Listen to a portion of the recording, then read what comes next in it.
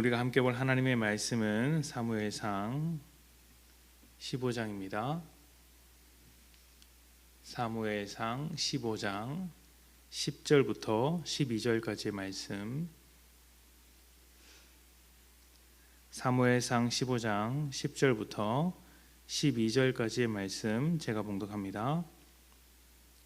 여호와의 말씀이 사무엘에게 임하니라. 이르시되 내가 사울을 왕으로 세운 것을 후회하노니 그가 돌이켜서 나를 따르지 아니하며 내 명령을 행하지 아니하였음이니라 하신지라. 사무엘이 근심하여 온 밤을 여호와께 부르짖으니라. 사무엘이 사울을 만나려고 아침에 일찍이 일어났더니 어떤 사람이 사무엘에게 말하여 이르되 사울이 갈멜에 이르러 자기를 위하여 기념비를 세우고 발길을 돌려 길갈로 내려갔다 하는지라. 아멘.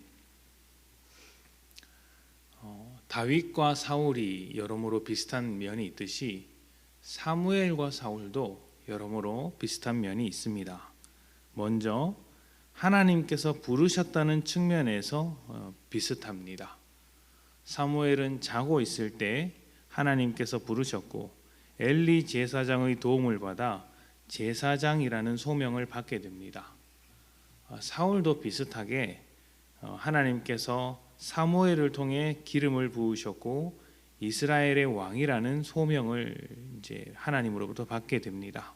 그러니까 하나님께로부터 부름을 받았다는 것도 비슷하고 또 이스라엘의 지도자로 이제 부르셨다는 것, 이스라엘의 지도자의 소명을 받았다는 것도 이제 비슷하다고 할 수 있죠.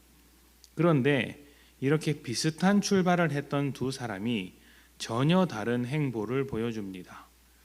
일단 사무엘은 하나님의 뜻을 쫓아가는 사람이 되었습니다. 그는 기도를 쉬는 죄를 범하지 않겠다는 유명한 말과 함께 하나님의 목소리를 들었으며 또 하나님과 동행하는 것을 우선적으로 생각하는 사람이었습니다. 그래서 말년에 자기 사역을 돌아보면서 백성들에게 나는 백성의 것을 함부로 빼앗거나 부정한 일을 저지른 적이 없다고 당당하게 말할 수 있었습니다. 왜 그러냐면 항상 하나님의 뜻을 먼저 생각했기 때문이죠. 그랬기 때문에 깨끗하고 정직하게 살 수 있었고 하나님과 사람 모두에게 인정을 받을 수 있었습니다. 이에 반해 사울은 자기를 위하여 기념비를 세우는 사람이었습니다. 하나님께서 주신 왕의 자리에 취해서 하나님을 버리고 자기를 내세웠던 것이죠. 잿밤에만 관심이 있다는 속담처럼 왕으로 부르신 하나님의 뜻, 하나님의 왕으로서 백성들을 하나님의 통치로 다스리고 하나님을 가르쳐야 했던 그 부르심의 목적을 버렸습니다. 백성을 섬겨야 할 왕의 자리가 아니라 왕이라는 자리를 지키기 위해 백성들을 동원하고 또 하나님의 주권도 무시했던 그런 지도자가 되었던 것이죠. 우리는 이 두 사람의 행보를 통해 같은 믿음 안에서도 전혀 다른 열매를 맺을 수 있다라는 점을 발견할 수 있습니다. 하나님의 부르심 안에 있었지만 한 사람은 하나님의 마음을 따라갔습니다. 그런데 또 한 사람은 자기의 마음을 쫓아갔습니다. 그리고 완전히 다른 결말을 맞이하게 되는 것이죠. 믿음의 삶은 언제나 우리에게 선택과 결정을 요구합니다. 자유로운 선택을 바탕으로 하나님의 편에 설 것인가 아니면 하나님의 뜻을 거절할 것인가. 구원을 받았다고 해서 끝이 아니라 또 다른 선택의 기로에 놓인다는 것입니다.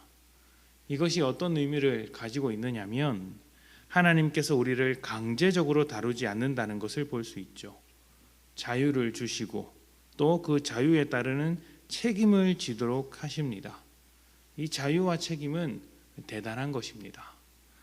하나님의 수준에 놓인 자들에게 요구되는 것이 자유와 책임이기 때문이죠. 일단 동물에게는 그런 것이 없습니다. 동물은 책임을 진다라는 것에 의미가 없습니다. 또 믿지 않는 자들에게도 마찬가지죠. 믿지 않는 자들에게는 자유가 없습니다. 그들은 항상 죄를 따를 수밖에 없고 죄의 지배를 받을 수밖에 없습니다. 하나님을 선택할 수 있는 자유가 없다라는 것이죠.